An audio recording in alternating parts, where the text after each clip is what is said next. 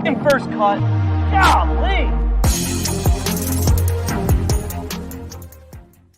Welcome to the First Cut Podcast. I'm Rick Gehman, and this is your DFS preview for this week's American Express. Joining me to break it all down, Sia Nejad is here. Sia, welcome. Happy to be back. Sorry, I had to take the week off last week, but I'll tell you what. I have a proposal real quick before we're doing introductions. I love a good proposal. I love a proposal. This is a proposal to the PGA Tour, so I'm speaking really to them. Let's make the cut after round 3 from here on out. And I say that not from a golf purist standpoint, but from a DraftKings standpoint. It just seems like more fun. You still have a sweat, but there's not as much on the line. I'm really enjoying making lineups this week. I would prefer to cut 24 golfers after every round. Ooh. First round, cut 24. Next round, another 24. Third round, another 24. I don't know what that gets us down to. 24, 48. It gets us close. 54. Maybe a couple more than that. That's the way I want to go. Not bad. Greg, what's your suggestion to fix the PGA Tour? Well, I'm not sure that it's broken. I'm not sure the cut is the problem. I don't mind it. I think they have good reasoning. I mean, I haven't put a ton of thought into this because I don't think it's a huge issue, and I appreciate the suggestion. But I think you got it. There's a purpose to it. When you're playing an event like this, which is great for DFS, although it does present some problems. You have 3 golf courses, and so you only have one field on each golf course. When you play like an event like we had last week at the Sony, you have one golf course, 100. I don't know what the field was last week. 44, I think. Yeah. Usually in the this time of year, it's 144. So you got a lot of people to get around the golf course in a very small amount of time. When you're on 3 courses, it's a lot easier. It's like a single event shotgun. You got to get one wave through. So that's why you can do it after 3 rounds. But we got to get to the weekend. We got to trim this down a little bit, let pace of play get a little quicker, get rid of split tees. And I don't think on the weekend, I'm not a huge fan of split tees on the weekend unless there's a good reason for it. So I think I'm content to where it is. I think I like it. That's Greg DuCharme, by the way. Greg, new digs, baby. Getting settled in. It's coming along. It's been a scramble. The whole house is a mess. But we're getting there. So I hope to give you something a little nicer to look at. This is better than last night, no question.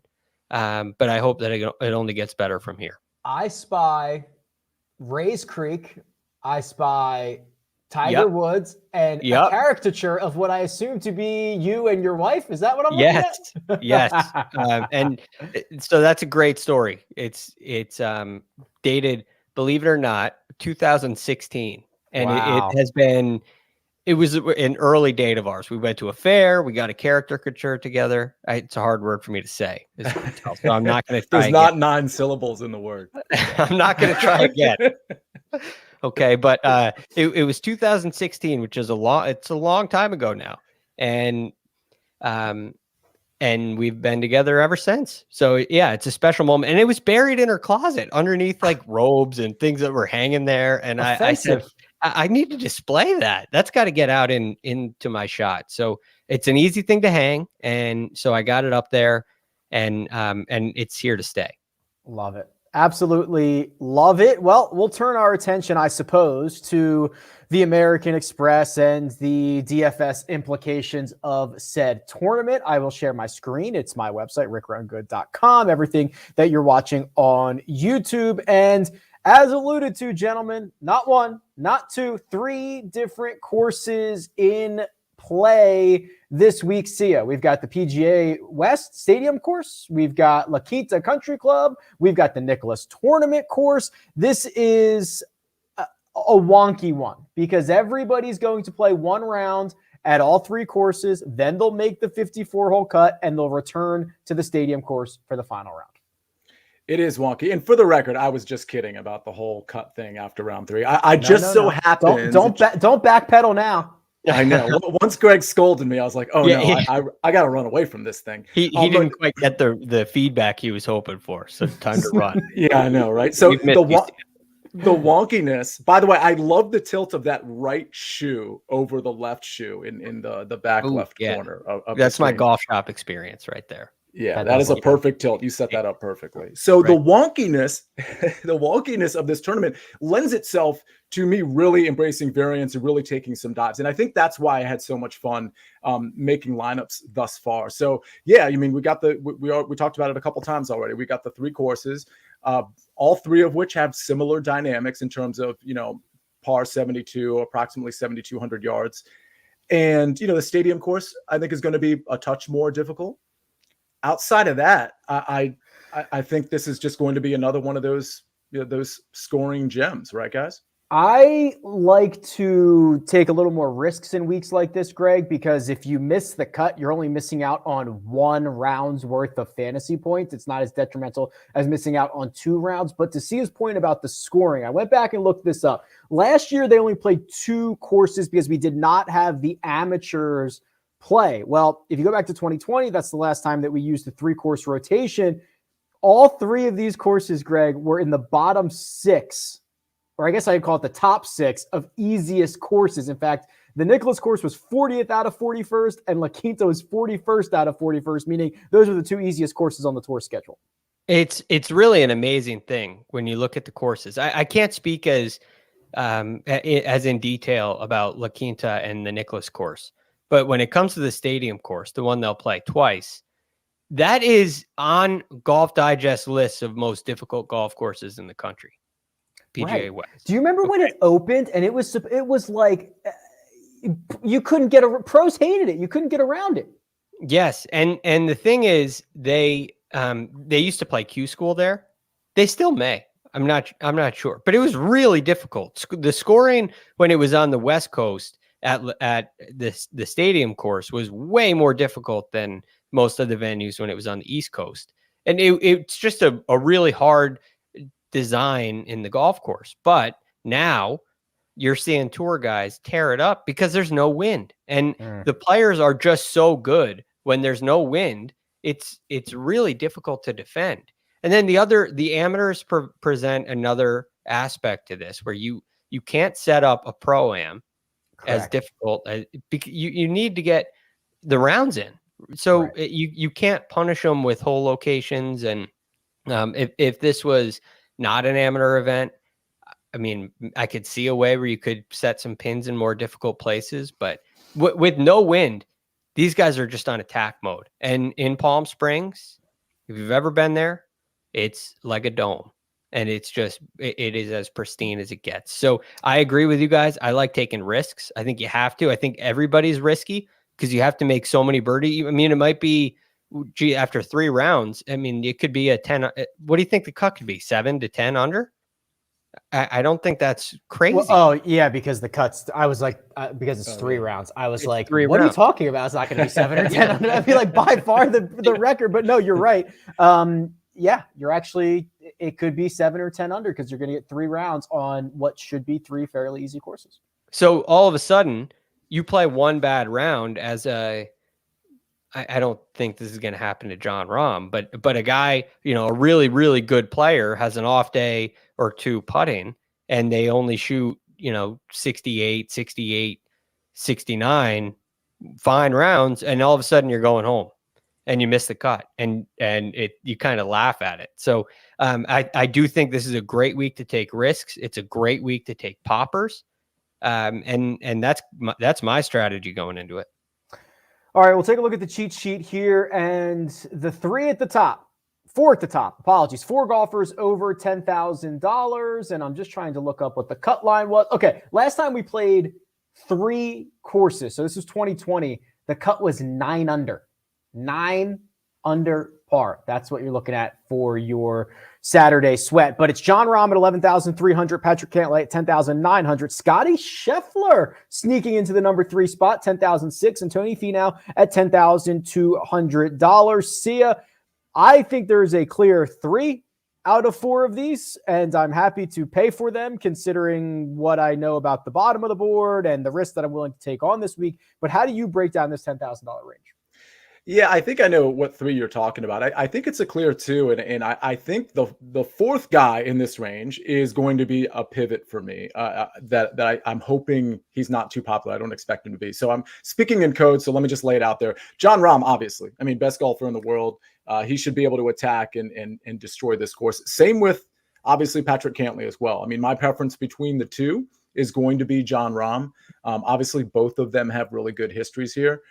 These aren't the type of players where we really need to attack the metrics too much. I mean, both of these guys have unlimited upside. Let's attack the metrics a little bit here for a second, because I've got the weighted strokes gained up. And this, again, is your raw strokes gained. It takes into account strength of field amongst various factors. Looking at the last 100 rounds, golfers in this field, clearly Jon Rahm, by far and away, number 1 player. Patrick Cantlay, very much in a tier of his own as the number 2 golfer. It's Scotty Scheffler, Greg, who's number 3. He's been better than Corey Connors and Abraham Answer and Tony Finau and everybody else in this field, which it feel like I'm pretty convinced we've never been closer to a Scotty Scheffler victory than we are right now.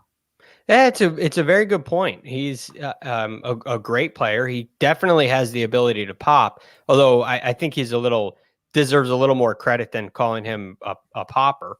But Yeah, there he's has not. been a little Yeah. bit of inconsistency. He's better than a popper. A very high end popper, because there's some volatility there. And he'll have some streaks where it's a little lackluster, and he's not on and look who is, but he's not on a Jon Rahm, Patrick Cantlay kind of consistency through his career at this point. But he has that ability to contend, and he makes a ton of birdies, and that's the reason why I like him. The problem is, I don't know if I can pass on Rahm or Cantlay to play Scheffler. And the only reason is if Sia convinces me that ownership's going to be way too high on Rahm and Cantlay. But so maybe there's a play in a couple of lineups to work Scotty Scheffler in and fade Rahm and Cantlay. And I guess that goes along with my earlier model of really good players can miss the cut in an event like this just because scores have to be so low. It's hard for me to do, but I understand the game theory in fading those two and going with a Scheffler. And I love the upside, and I love the birdies that he makes. So I could roll with that, but I prefer, I kind of go in order right there, the order that you're looking at. Rahm, number 1, my number 1 choice. If it's not Rahm, it's Cantlay. If it's not Cantlay, it's Scheffler. Between Jon Rahm and Patrick Cantlay, their last 4 combined trips to this event, they've got a win, a runner-up, a 6th, a 9th, a course record. Remember that? Patrick Cantlay last year tried to steal this thing away from Siwoo Kim, went nuts on Sunday, shot a 61, set the course record here. So certainly very, very top-heavy. See, I think you were kind of alluding to this, but correct me if I'm wrong. The odd man out here is Tony Finau. The odd man out, right, is the guy that, okay, clearly the 3 other guys in the 10K range and above are better golfers. That's not a knock against Tony Finau. We're talking about, 3 of the top players in the world. And there's a plethora of names in the $9,000 range that most people are just going to move on from Tony Finau. Or were you suggesting that he was going to be kind of your strong pivot at the top? Exactly. I think he's the odd man out. So at the top, I think obviously Rahm, Cantlay, and Scheffler, they're going to be more popular than Tony Finau. And then if you don't, for whatever reason, you even moderately like Tony Finau, well, you probably like Taylor Gooch or Sung J M a little bit more. So you're either going to go above Tony Finau or you're going to go below Tony Finau.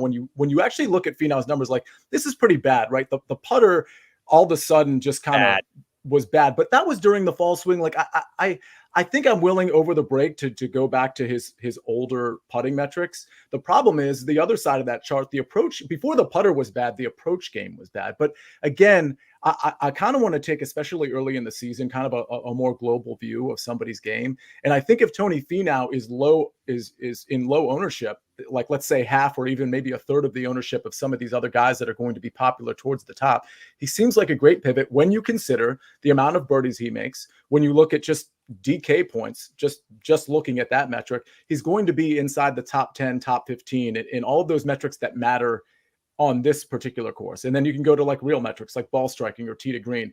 He's not like elite like Rahm or Cantlay, but again, you're playing a math game to some extent too. So yes, I'm going to have a lot of Rahm more than anybody at the top, but I think Finau is a very interesting pivot. Finau is a pretty prolific fantasy scorer. He gains fantasy points to the field, meaning he scores more than the average in 70% of his starts. It's because, it's the birdie making ability. Maybe sneak an eagle in there. Right? It's, of course, he might offset that with a couple of bogeys, but with the way that fantasy scoring is set up, it's highly advantageous to be a birdie bogey guy instead of a par guy. And that's kind of what Tony Finau is. Okay, I mean, it's a small 10K range. Do we have anything else? I can bop us down. The nines are fascinating to me. I can't wait to get to the nines. I mean, I guess lastly on the 10Ks, you don't really have a terrible choice here. If you're willing to take C as pivot, which is, it's not a bad idea. Tony Finau can win this event. So I just, compared to the other three guys, he looks like the odd man out. So I totally get that. I don't think you can make a bad play, and I'm ready for the 9Ks. Okay, let's do it then. Sung Jae Im leads us off at 9,900, fresh off his missed cut at the Sony Open, followed by Taylor Gooch. Seamus Power, a little bit of respect at $9,500. Corey Connors is 94, and then the bottom of the $9,000 range. Here we go. Matthew Wolff back in the field, 9,300. Abraham Answer, missed cut last week as well, 9,200. Will Zalatoris is 91, and the guy who lost the playoff, Russell Henley, is $9,000 this week. Sia, wow, there's a lot here. There's a grab bag. Guys that are playing well, guys that might be coming off of missed cuts, guys we haven't seen in a while. Unpack this for me, please. There's 5 guys in this range that I play on a very regular basis. Actually 4, but Taylor Gooch is starting to get into that mix because even I have to admit this guy is elite, like everybody, including you, Rick and Greg, were saying about 12 months ago. So so it's Taylor Gooch, Seamus Power, Corey Connors, Answer, and Zalatoris. Those are the guys that I just generally lately have been liking to play. Answer is starting to worry me a little bit. And I know the ball striking is still there with him. And I know, I believe last week it was the putter that failed him. But I also just kind of wonder about his win equity in general relative to sort of the top of this field. Looking at the Century Tournament of Champions here, the Sony, I mean, it's not great. Even if you take the putter away, it's not great. So Answer sort of like an easy one to kind of cross off the list there. I absolutely like Taylor Gooch, another great ball striker, and he can pop with the putter. And I think that's what we're looking for more than anything else. The other guy I really like, and I just mentioned 5 names, I X'd Answer off. Seamus Power, I don't know that I'm going to go back to him at this price. Who I do want to go to, though, is Will Zalatoris, because I think he might be, and we'll have to, monitor ownership, of course, but considering all these other popular names like Seamus Power, Sung Jae Im, Taylor Gooch, I also think he might be the odd man out because he's such an unknown right now. But listen, again, like I said with Taylor Gooch, we're looking for ball striking. We're looking for guys who can get hot with the putter. Now, Zalatoris had a stretch last year where the putter was really bad, but he started to bounce back here and there a little bit. And just considering his ball striking alone, I just think he's a really good guy that might carry a little less ownership than he should. And then finally, Corey Connors, of course, speaking of ball striking. Well, speaking of ball strikers, yes, what I'm showing on the screen right now is weighted ball striking for the last 100 rounds. Some names you would expect. John Rahm, number 1. Corey Connors, number 2. Patrick Cantlay's number 3. And then Will Zalatoris is number 4. This 9K range is really offering you a lot of guys that would, quote, fit the model, fit the mold, be ball strikers, hopefully find a good putting week. So, Greg, how do you start picking and choosing? Because we're certainly not going to be able to roster 6 of these guys. No, and I wish you could. It's a great range, and it's quite interesting. It's hard to make a decision here because, again, is Sung Jae Im going to miss another cut in a row? It's Sung Jae Im and Taylor Gooch feel like they're kind of going in the wrong direction for me, especially Taylor Gooch. Sung Jae, I'm just a little queasy on after the miscut. I mean, it's not like, he's a guy that builds into things. And I know you've made that point before, Rick. So Seamus Seamus Power looks phenomenal. And I love that the recent form that he's shown with a tied 4th at the RSM, a tied 15th at Century, and a tied 3rd last week. And he's a really good putter. And I like that strength. And then I like what Corey Connors has been doing too with the ball striking. And he hasn't, I don't believe he's played here, but I think this is just perfect. Corey Connors and Dome Golf could completely light it up. So I think he's a guy who is squarely on my radar. Matthew Wolff is that. Yeah. Let's have this conversation here with Matthew Wolff. Yeah. Because I know his results here haven't necessarily been great, but he has played well in the desert. He's played well in Phoenix. And he kind of stands out to me as a guy who is the epitome of what you're looking for in this kind of tournament. I would not be surprised if he just went out and completely lit it up. But are you worried about his drive? Is he going to hit it in the desert too much? Or I'm still a little bit worried about the driver, right? Okay, so if you're watching on YouTube, I'm just rolling through basically every start of Matthew Wolff's career. When he first comes out onto the tour, he's gaining 3 and 4 and sometimes even close to 5 strokes off the tee, and then he kind of lost that. And when he got down into the bottom of his game, and then he took some time off, he was losing it with the driver, and he hasn't found it necessarily yet. He's gotten better, but he hasn't found it in the way that we would have seen, but he's kind of tightened up the rest of his game, which is kind of exciting. And see 4 consecutive top 17 finishes, a runner-up at Shriners, which is a place you're going to have to go super low at. I mean, I think I really like him this week, and I think he's a guy that will be a bit polarizing. We haven't seen him since the Houston Open. I think you're either a buyer or a seller on Matthew Wolff, and without really any recent form to speak of, I think he's going to be a polarizing figure.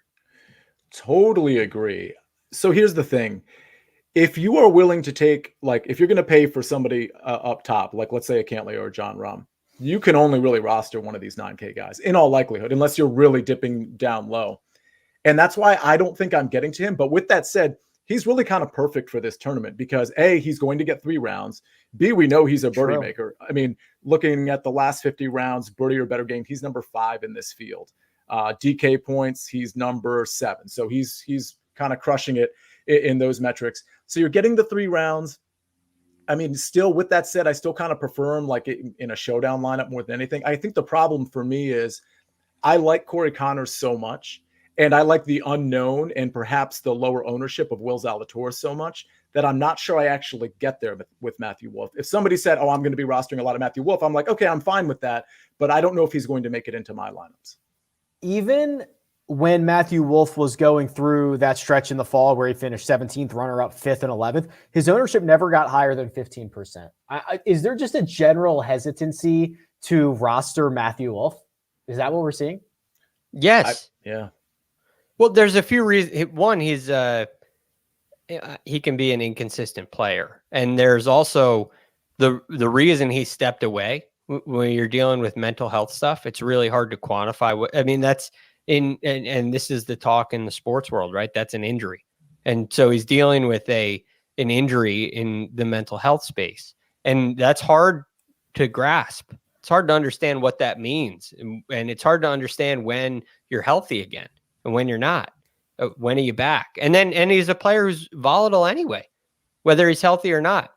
So it's hard to deal with this. And I think that has a lot to do with that, the hesitancy to own Matthew Wolff. But I think this week, I kind of like being one of the few there. And I think I've narrowed down this range, Rick. I want to know if you agree. But I think it's these 3 guys that are bunched. Connors, Wolff, and Answer. And you could throw Power in there too. Maybe it's those 4. But the other guys I have some question marks about. Yeah, Answer's interesting because he hasn't played as well recently, but he's been great at this event. Wolff, I think, is super fascinating. Yeah, listen, I like all of these guys. I'm a big fan of Taylor Gooch as well. I would probably, my odd men out are probably Sung Jae, which he's just the most expensive in the range. Seamus Power, trust me, I'm the biggest believer in Seamus Power, but generally when you get a significant price increase like this and he's in a range of other guys that I like, I can probably wait another week on Seamus Power. So yeah, I'm probably living Taylor Gooch, Matthew Wolff, Corey Connors-ish, and then Will Zalatoris is my 4th is probably the way I go. Okay, I like it. I mean, the thing with Will Zalatoris too, lastly, I guess, for me in this range, I have big questions about his putting ability. Sure. I have major concerns. And at an event like this, that worries me. But he's a great ball striker, right? And if you're going to embrace that volatility, you like. I literally, Greg, I literally sell shirts that say "Team No Putt," so I'm okay with that, right? Like I'm fine with embracing the fact that he can't putt. It's when you watch it, it's concerning at times. Yeah, I mean, it's so anyway. The only pushback there, and I totally agree about that. But if you look at his last, and it's such a small sample size, but if you look at his last 5 tournaments, he lost a couple in 2 of them, but he gained 3.9, 2.64, and then 3.8. So, and then before that, he was just a complete train wreck. So to me, it looks like you're in a situation where maybe he's starting to figure something out with the putter. And if that's the case, and nobody's really aware of it because he hasn't been on the radar, then all of a sudden he becomes a really good DraftKings play. I can't let us get out of this range without talking about the guy who finished runner-up last week. So we can be very, very quick here. Greg, are you buying or selling Russell Henley at the American Express? He's missed the cut both times he's played here. He's missed it a lot more than that. Yeah, he's missed the last 4, and has he played? Okay, has he played that many? Yeah, I thought I saw only 2. I might be mixing them up with somebody else. But his best finish is like T49 or something. So there you go. Okay, yeah. For some reason, I know why. You know why, Rick? When I was looking, I had the last 3 years on. Oh, last 3 years on. Yeah. So I had it. That's why I only saw the last 2 missed cuts. But there it is. It's just it's even worse. It's not a course that he likes. The other thing I worry about is the emotion of last week. Now, do I think he has the game to contend? Yeah, absolutely. Yeah, but we saw it. And I think that can happen again, the way he's hitting the ball. But I just wonder if that second 9 on Sunday has raised questions in his mind. And that's a real concern for me. If he's wondering what his level of success is going to be based on, the shots coming down the stretch, then all of a sudden we have an issue. It just takes a lot out of you. It's a tough defeat. And I know that's going to stick with him for a while because he's a competitor, and it should. So I'm not sure that this is a great spot for him. Buy or sell, Sia, on Russell Henley? Oh, it's a sell for me. It probably would have been a sell regardless, but because of this 9K range, there's just no way I'm getting to Russell Henley. Fair enough. I think I'm in lockstep with that. Yeah, there's just other guys. I like Russ. There's other guys. Hasn't been good here at all. We're going to go down to the 8K range. Then the 7s, then, of course, the value in the $6,000 range. But first, we're going to take a quick break and hear a word from our partners. Hello. I tell you something I did. Ray? Something bad. It runs downhill. Father to son, father to daughter. He's gonna kill Nikki. It has to end.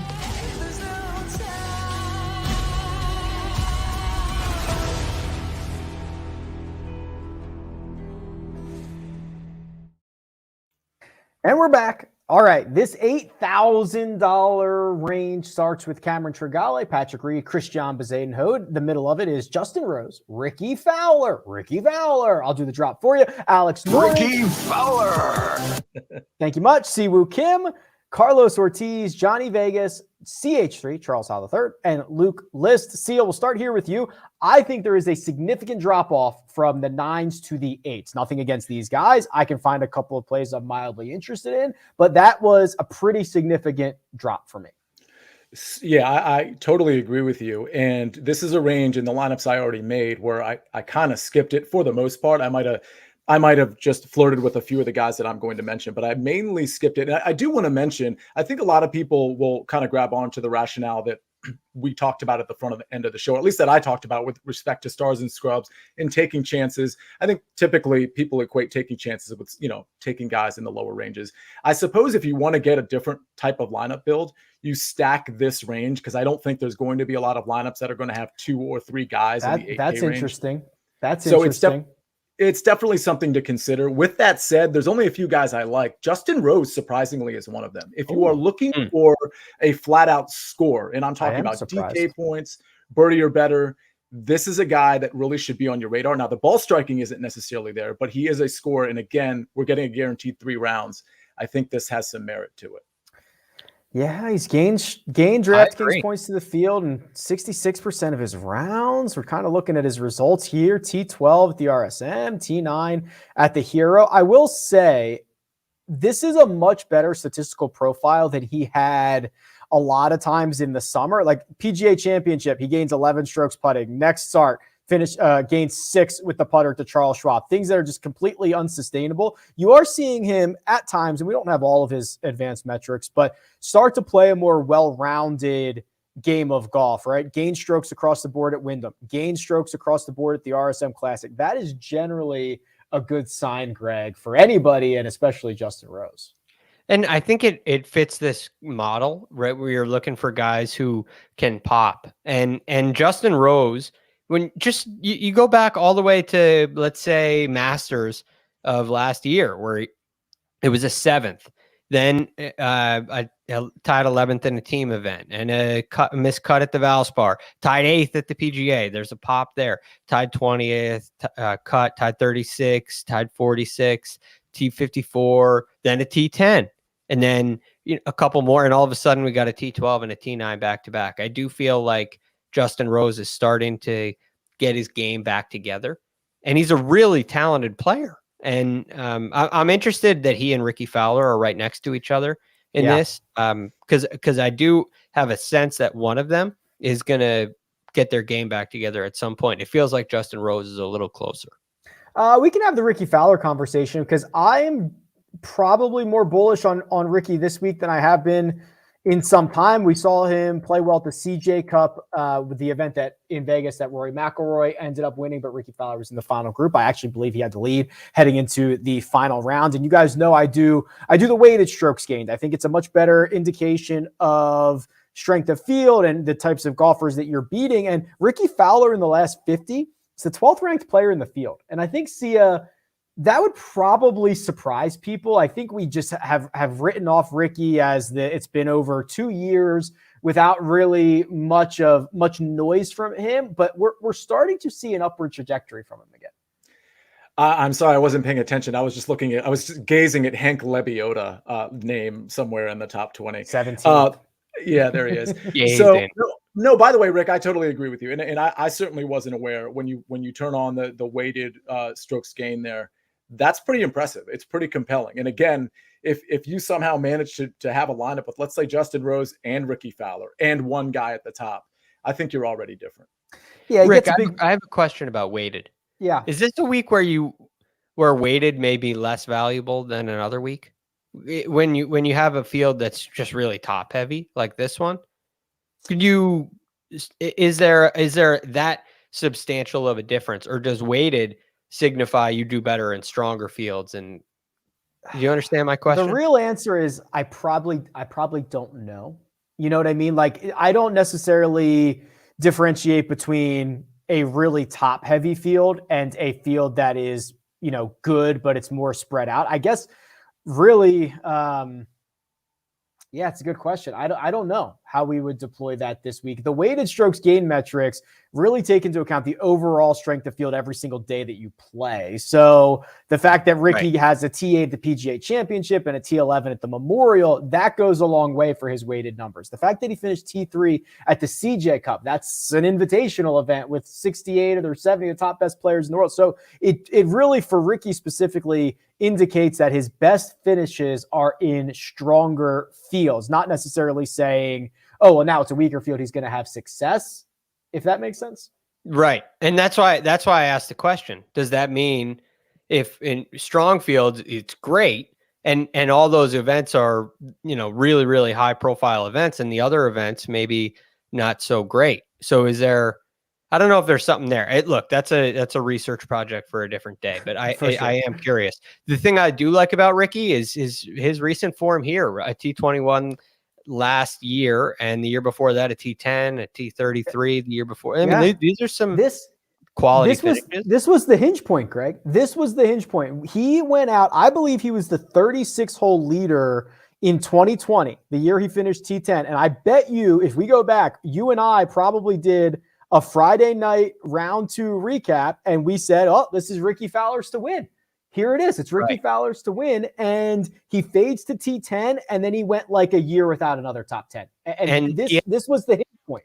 Yeah, that's a great call, because he hadn't played the stadium course yet. I believe the stadium course came the 2 weekend rounds where he faded. And so I wonder if there's something there. It's great this year compared to last year. It's great for him that he only plays the stadium course twice. He's got 2 other rounds at La Quinta and the Nicklaus course, which I know he does very well at. So stadium course worries me slightly, but maybe he can answer it. So I think Ricky and Justin Rose are the guys that really pique my interest the most here. Wow, we're going with Rose and Ricky, a couple of guys who got 1,000 rounds under their belt. I don't blame you. See who else in this range? Patrick Reed holds the tournament scoring record here. Cameron Tringale has everything but a victory in his last 100 rounds or his last couple of years. Who else might be worth a click or two?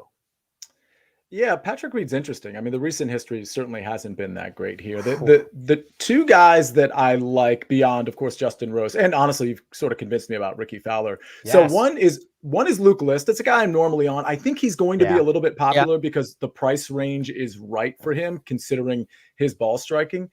He is a little bit of, Kyle Stanley-ish, however. So it's kind of one of those things to consider, although Kyle Stanley had a great week last week, by the way. But yeah, that has Kyle Stanley's earmarks. Luke might wish he was Kyle Stanley. I don't know which one of them. I'll look in a second, like who's actually a worse putter. It's Kyle Stanley. Kyle Stanley's worse. Yes. But Luke List is better around the greens too. True. Yeah. Oh, Luke List T2 green is elite. He is just horrendous on the putting surfaces. Kyle Stanley has two glaring red columns when you look at him, and around the green is included in that. Kyle Stanley, Luke List. Hold on, let's go to the raw data. I don't want people to think that my calculations are really. I'm just going to say whatever the PGA Tour says. So List and Stanley. And how many rounds do we want to go? Last 100. Luke List is a slightly better putter. 0.6 he loses per round. Kyle Stanley loses 0.74 per round. And you see the difference around the green too. That's the huge, big notable for me. Yeah, it's like a quarter of a stroke. Last 50, let's see. Has Kyle Stanley been better? Same deal. He's been worse. So no. Oh my God. Last 40 pains me. It's getting ugly. It's getting ugly. I gotta get out of here. Last week wasn't any better, by the way. It was actually worse. You thought, did you think it was going to be better, or was that playful? You loved Kyle Stanley. I love Kyle Stanley. I'm just waiting. I feel like when you're striking the ball that well, at some point you're going to have a good putting day. Clearly, I've been wrong, but at some point, I mean, last week, if he had a decent putting day, he'd have been there with Hideki and Russell Henley down the street. I'm just warning you as a Kyle Stanley fan. Yes. Well documented. There is no guarantee that it's going to get better. Just because he fits in the team no putt category, he's proved over a long period of time that it's not like Max Homa where every 6 weeks he putts well. Yeah. It's like maybe every 6 years. We have a big enough sample size. If you're waiting for Kyle Stanley to find a positive putting week, you might be waiting a long time. Yeah. What do you do? Are you going to be early on it? Or I think you just missed. You just missed the Kyle Stanley boat altogether. I'm comfortable with it. Yeah, that's fair. Okay, so here's another comparison for my last guy that I like in the 8K range. I bet you at 8,100, if you pull up Jonathan Vegas's numbers, they look a lot like Taylor Gooch's numbers. And to me, he's Taylor Gooch light, and it's a nice discount. All right, let's look. I'll be surprised by this. Oh, okay, hold on. We'll look through it. Oh, okay, his logs are pretty green. Played well at the RS. I mean, he's always very, very good off the tee, right? Always. That's his strength, and then he kind of gets, not a little bit worse the closer he gets to the green. But yeah, this is a pretty good stretch of golf here. Sia, he's piled up a bunch of top 20s, finished runner up at the 3M. This is better than I anticipated it being. Yeah, I mean, I think at 8,100, he's, and by the way, he fits sort of the scoring model too in terms of DK points, or let's say ball striking, but birdie or better. He's obviously going to be up there somewhere near the top 10. In fact, last 50 rounds, birdie or better gained. He's number 2 in this field, number 5 in DK points, and number 10 in ball striking. 8,100. Last 50 rounds, he's the 15th best player in the field. Taylor Gooch is 8th. Vegas is better off the tee. Gooch is better on approach. They are Gooch is a little bit better around the greens, and they're both similar putters. That's not bad. Not bad, Sia. Good call. Can I get out of this range yet? Or Greg, do you have another name? Yeah. I'm ready. All right, 7,000s. I actually think there's a lot of names here that we can go through. It starts with Greg's client, Adam Hadwin, and man who has shot a 59 at this event, 7,900 with Brian Harmon. It goes all the way down to, oh boy, my God, there's a million names in this list. Adam Schenk, Adam Svensson, Francesco Molinari, Scott Piercy, Taylor Pendrith, Martin Laird. That's the $7,000 flat range. So Greg, do you just want to do the Adam Hadwin rant now, or do you want to start with somebody else? Oh, Adam Hadwin has just disappointed me a little bit. And the reason is, if you look, he's almost like, it's not as strong as this, okay? But it's almost like the opposite of the team no putt, right? He's been putting great. But on the other side, where I thought he was really going to improve, it just hasn't taken hold. And I'm just waiting. And so now I'm kind of at a point where I'm just off of it. Like he is a little bit of a desert fox. He can play pretty well in the desert, but I'm not ready to go there. So I'm gonna sadly pass on him. But the guy that I do like, I'm interested a little bit in Adam Long, but I think Michael Thompson, after what I saw last week, I'm really impressed with him. And I think this is a great fit. What are your thoughts? He was like third. I don't want to get this wrong, but I think he was like third in the field in strokes gained approach last week. He finished T5. He's had a couple of pops recently. How much is he? He's 7,500, I believe. Yeah, he's right here. He's finished 5th here last year, 9th 2 years ago. I'm with you. Well, I like Adam Long as well. I'll get to that in a second. But Michael Thompson, keep the beard, Michael. Right. The beard is. And do you guys find the beard to be a little out of place? It doesn't seem to fit him. I feel like Cam Smith, the mullet and Cam Smith, they go very well together. But my vision of Michael Thompson is this well put together, very, very clean cut. Very clean cut. That's the perfect way to say it. And I think we might be looking at the real Michael Thompson though, with the beard. It's like the savage beast version of him. It's like his alter ego. Yeah, he feels like a different guy. I love it. So maybe he can change his brand for me. But it's a little strange to me, just because of what my perception was, and now what I see, they don't go along. But I love what he's been doing with the golf club in his hand. So he's my top choice in this range, believe it or not. I don't particularly mind it. Sia, the $7,000 range, full of great options, in my opinion. Where are you headed? Yeah, first of all, I love Michael Thompson as well. I think he'll be a little popular, but this is such a gigantic field in the 7K range that he's not going to be like prohibitively There's like 50 popular. Guys in it, yeah. Yeah, it's pretty crazy. Huge range. A couple other guys I like. Smalley, I think, is interesting. I think he'll be. So there's two guys at 7,200. One's going to be popular, Hayden Buckley. I actually played Hayden Buckley in my biggest single entry last week, and I thought I was just going to crush the field with him at 2%. But of course, that lineup had Abraham Answer and Mark Hubbard in it, so I did not. But Buckley's been really good. He's played 6 PGA tournaments in a row. He hasn't lost ball striking in any of them. Actually gained in ball striking pretty tremendously in all of them. And the putter is very good too. There's really not much, other than a lack of a sample size, there's not much not to like about Hayden Buckley. Other than a lack of sample size. I like that. No, you're right. He's been phenomenal. He's been great. Tee to green, he's been awesome. All the ball striking categories, he's putted well. If he continues this, he's going to have a very lucrative season. So I think the other guy is sort of in that range is Smalley. He missed the cut last week, but he strikes the ball really well. He can also pop with the putter. I think it's an interesting maybe pivot off of Hayden Buckley. I don't think there's going to be much ownership at all with Smalley. Obviously, the putter is an issue. I've got 2 guys. One is Adam Long. We've kind of alluded to him here. He is now, Greg, I tweeted this out a little bit earlier, in an unbelievable streak of results.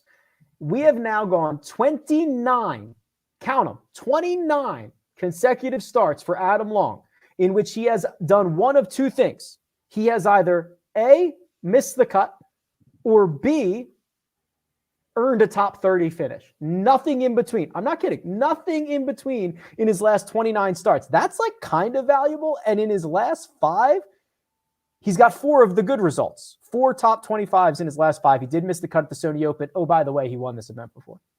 Yeah, I really like that aspect. I love the MLB logo. Love it. And elite. Yeah. Elite sponsorship. And I like what he does with putting. And when you get on a golf course like this, the thing that really stands out is the red column of approach numbers. And that's the concern. But these are the kind of events where a guy like Adam Long pops up and contends to win, because the ball striking demands are a little less. And he drives it fine. He drives it fine. So we can get it. You got to get it in play. If you're spraying it off the tee, you can get into some real trouble. He's accurate, which is great. Yeah. And so when you're struggling with approach game, the difficulty isn't as high because there's no wind. A lot of the lies are, at least from what I've heard, they're a little flatter, and it can become a putting contest, a wedge fest and a putting contest, as they say. And so every once in a while, a guy like this will really pop and really contend and can challenge a John Rahm or Patrick Cantlay or something like that, where it becomes a putting contest. And I love what he's done on the greens. So yeah, sign me up for Adam Long. I think he was 500 to 1 when he won this. Does that sound about right? It does. He Pretty was, sure it was 500 to 1. he was a long shot. A long shot. Nice. There you go. That That's took a his while. Twitter, that's his Twitter handle too. A long Is it? shot. Oh. I'm pretty sure. I'll look it up. Adam Long on Twitter. Adam Long. A long shot. Boom. Yeah, perfect. Great. I'd love Twitter. to see it. Didn't Long come off of like 7 missed cuts, 1, then proceeded to also miss like 7 missed cuts again at this event? Like in the lead up to winning this event, if I remember. that's like the Martin Trainer approach, isn't it? Or Yeah. the Michael Kim Jim approach. Herman. So Yeah, Michael Kim. all right, yeah, here we go. So before his win at what was called the Desert Classic, he missed 7 of 8 cuts leading into it, 1, then missed his next 5 cuts, then finished T10 at the API. Popper, baby. The other guy in this range, his name is Taylor Moore, and he's another one of these guys that is coming on up here from the Korn Ferry. And what I've seen from Taylor Moore, look at his Korn Ferry results here, Sia. He was dominant last year on the Korn Ferry Tour. He was winning. He was piling up top 10s. He even did it in their playoffs, right? Boise, Nationwide. When you get down towards the end of the Korn Ferry season, those fields get stronger. Then he's played a handful of events this year. He's got a T17 at Sanderson, T24 at Shriners, T8 at the RSM. Drives it well. He could hit his approaches better, but he's a pretty decent putter. I just like guys that when you put them in a field with 140 others, they find their way towards the top. I don't really care what that field is.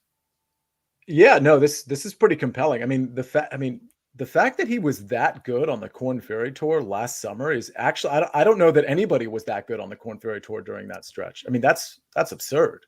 maybe Mito Pereira.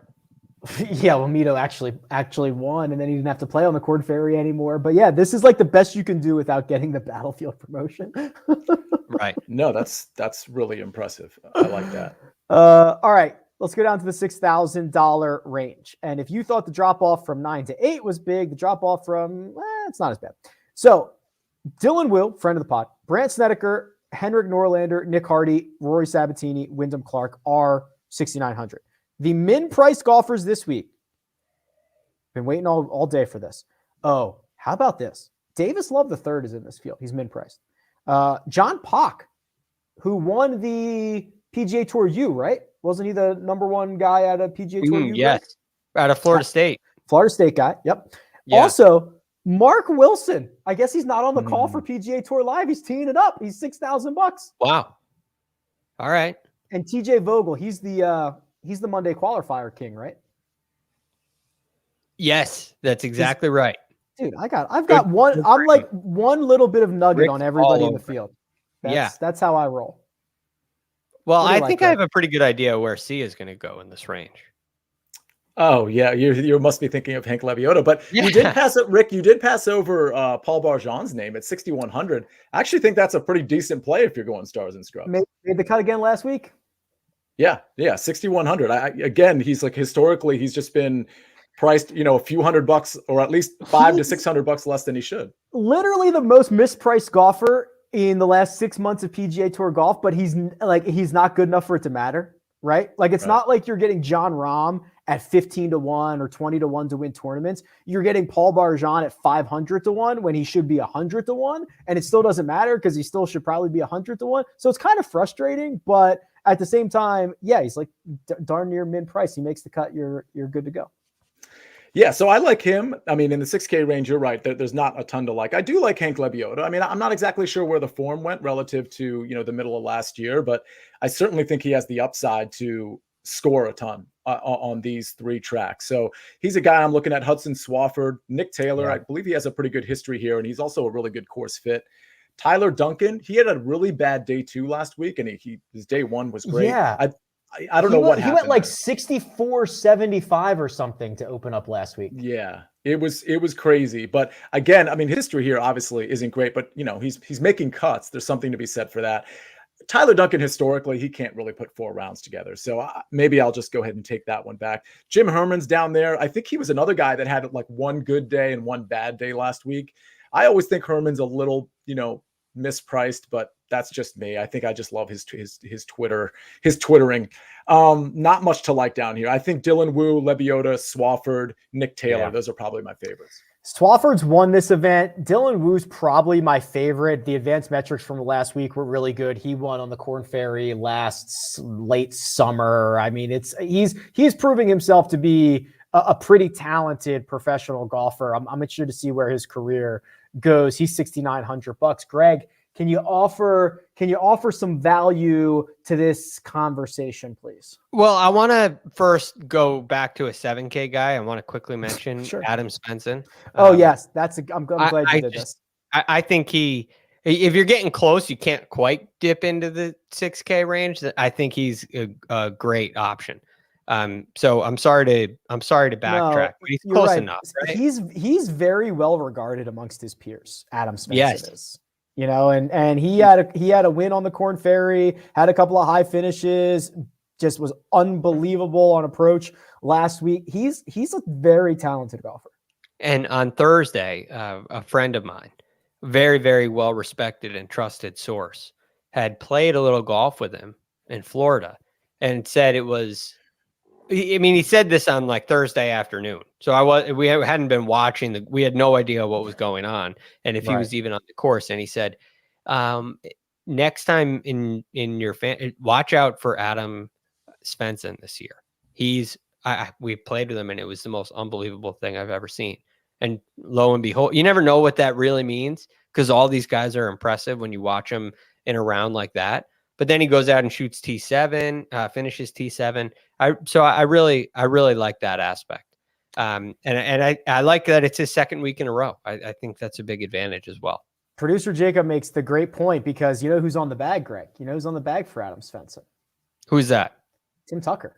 Bryson DeChambeau's old caddy. Now, if you're Tim Tucker and you were just on the bag of a top 10 player in the world, you don't go looping for scrubs. So they see something in Svensson, and Ted Scott, Bubba Watson's old caddy, also looped for him in the fall portion of the schedule. I mean, they're seeing something, and that is important in our game. I totally agree. So anyway, a lot of reasons to be high on Adam Svensson. Another guy I could take a chance on, Chad Ramey, missed the cut in his last 3 events. Doesn't look great, but he's been a really nice ball striker, really nice approach player. Gained strokes in the 2 rounds that he played while missing the cut at the Sony, which is maybe a little concerning, but I could go that way. I don't really like where Harry Higgs has been. So that's been a little disappointing. I'm partial to a Cam Young and like Sia, Hank Lebiota, but I tell you, there's just not a lot to really hang your hat on in this range. There's a lot of red, a lot of miscuts. a lot of poor form, it feels like you're guessing. I mean, do you go to like an Andrew Landry kind of guy who just pop, but it just feels like a blind guess. I hate this range, and it stinks to you because I would have I want to pay up, right? And with paying up and then trying to be in the $9,000 range, you gotta kind of find something down here, and I'm not so sure there's much to find. Sorry. What about Duffner? I don't know. I don't mind Duffner. Check out Duffner. It's interesting to me. I wonder if he has something. I mean, I know that. Yeah, it's pretty good. Mm-hmm. The finishes aren't. But I'm wondering if I'll tell you he's what, putting a little more focus into his game. Yeah, so he's gained strokes off the tee every event dating back to the Rocket Mortgage. He's gained strokes on approach in most of those. I'll tell you what, if you sign me up for a T24 like you had at the Wyndham Championship, if you sign me up for that right now with Jason Duffner, I would sprint and take it. If it gets you John Rahm in your lineup, right? Yeah, exactly, because he's 6,600. And I think he has the potential to show up and flag it for a week. But I mean, it's high risk. But this is the world we live in the 6K range. He's won this event before. Yeah, I forgot about that. This event is this the event with the most name changes? It has to be. The American Express, the Desert Classic, the Career Builder, the Humana, the Bob Hope. The Bob Hope, Greg, when did they stop? It used to be 5 rounds. Could you imagine doing 5 rounds? Yeah, I'm not sure when they switched it. I'll look it up. The things, this tournament changes so much, right? It's been 5 rounds. It's been played at 3 courses. It's been played at 2. It's been, I just feel like I can't keep track. Maybe it's only changed the number of courses once. Maybe it's always been at 3. But it was definitely 5 rounds when David Duval shot 59. Yeah. So 2012 was the first year they went to 72 holes. So that means these results from Duffner, 2011, 2010, 2009, 2007, were 5-round events. So they started on Wednesday then? They went Wednesday to Sunday? Yeah. Sounds right, right? Yeah. They wouldn't have gone to Monday. But that's a little before my... I was going to say, I'm wildly speculating here. Do you guys know who Bob Hope is? Isn't he an actor? Yeah, well, kind of. Yeah, I think he was more a comedian than an actor. But when I was young, he was like a thing. I'm older than both of you, clearly. So anyway, he was really famous. He hosted a lot of like telethons and things like that. But very, very famous comedian. I think he did a lot. I might be out of turn here. I think he did a lot, like going overseas and speaking to the troops and things of that nature as well. Yes. Real quick, a couple of guys in the low 6K range. If you have to go that low, if you have to go to like 6,400, 6,200, you're looking for scores. A couple of guys that pop in the last 50 rounds in terms of DK points or, birdie or better. Chesson Hadley, Brandon Hagee. I think those are a couple guys. Again, if you have to dip that low, other than the guys we've already talked about, I think those 2 guys have shown that they can score. Hagee was, do not quote me on this, but I think he was the first round leader last year. I will have to look that up. And then Chesson Hadley, does that sound right? It does. I remember him being in contention at one of these early events. I can't put my finger on it exactly, but I did see an Instagram post that Chesson Hadley, and he said, "Feeling good about my game." So that's got to. That's all something. I need. Yeah. Check the box. Let's go. He's feeling good. All right. But love Chesson. Huge fan. Bob Hope. What year do you think he was born, Sia? I'm going to go with 1911. Wow. So you think he's really old? Yes. I was going to guess 1918. Wow. Yeah, he was actually born in 1903. Really old. Oh, wow. Yeah, I pulled a fast one on you guys there. So he lived until 2003, 100 years old. Lived to be 100. It's got the wiki page is quite extensive. Film, broadcasting, television specials, theater, USO involvement, sports car racing, all the things that Sia mentioned. Wow. Yeah, a professional celebrity, no question. Learn something new every day, I suppose. Hey, I got something new for you guys. Please. Before we end the show. This is the best time. The American Express is my 1 year anniversary of being on the first cut. You guys forgot. Really? No cake, no card. We were ready to tell it. We were saving it for the end of the show. I was just about I to always review do it. that. Happy anniversary, Sia. Thank you so yeah, much. Wow, I'm blushing. This is too much. I didn't expect any of this. See, he we was had that prepared. prepared. You were right. Yeah. Wow. We had it prepared. Wow, it's been a year. Congratulations. Well, thanks for having me, guys. It's been a blast. I can't wait to win some money in DraftKings this weekend and every weekend here on after. I like it. All right. That'll do it for the DFS preview for this week's American Express. Producer Jacob does all the hard work behind the scenes. Sia Nejad and his 1 year anniversary. You can congratulate him on Twitter at Sia Nejad. You can find Greg DuCharme. He's available at The Real GFD. And you can find me at RickRunGood. This has been The First Cut, and we'll catch you next time.